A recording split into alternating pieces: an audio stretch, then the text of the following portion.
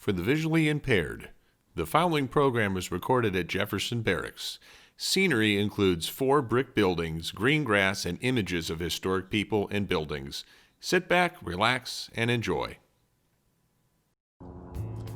Hi, this is Ashton Farrell, Park Guide at Ulysses S. Grant National Historic Site.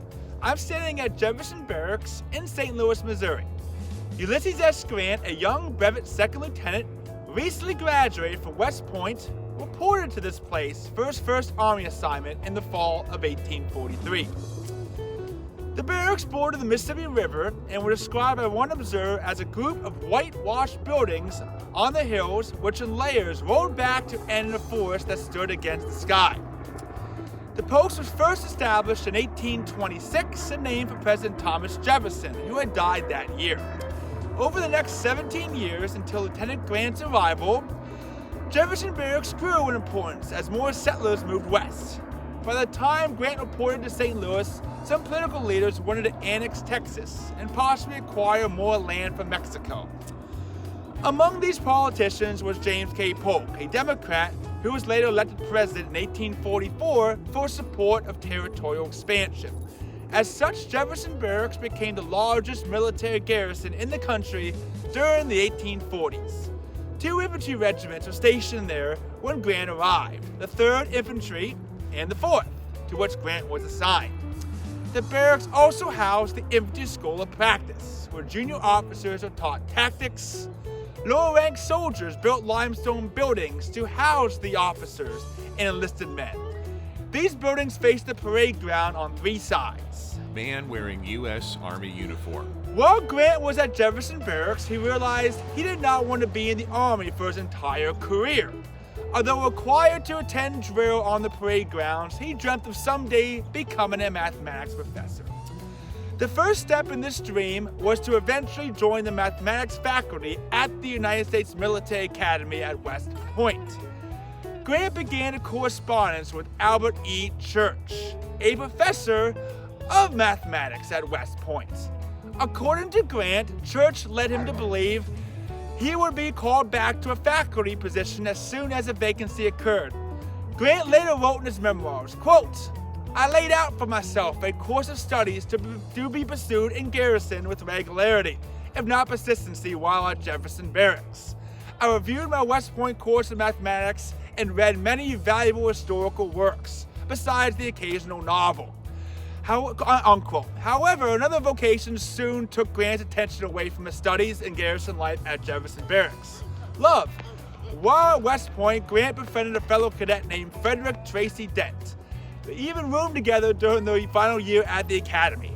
2-story frame house. Fred's family lived at Whitehaven, a plantation home roughly 5 miles from Jefferson Barracks. Grant visited Whitehaven throughout the fall of 1843, usually in the company of other officers from Jefferson Barracks. In February of 1844, Grant met Fred's sister, Julia, during a visit to Whitehaven. The two quickly fell in love. Grant recalled that after meeting Julia, he visited Whitehaven almost every day. Sometimes he stayed at Whitehaven too long. Some officers recalled that Grant was occasionally late for regimental dinner. The president of the mess, Captain Robert Buchanan, fined Grant a bottle of wine for each indiscretion. Nevertheless, Ulysses and Julia were engaged to be married by the time Grant was ordered to leave Jefferson Barracks in May of 1844.